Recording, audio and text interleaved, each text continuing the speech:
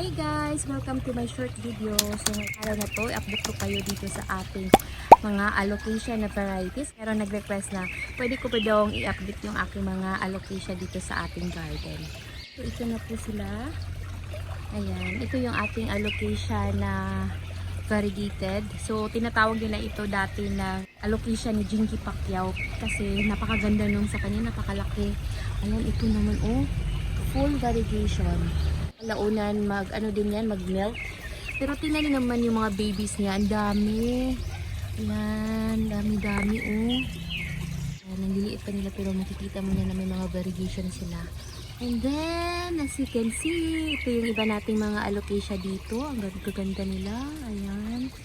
Ito yung ating black velvet na alocasia. Ito yung mga common na alocasia dito sa atin pero napakaganda at saka makapal yung kanilang mga down. Isa sa mga gustong-gusto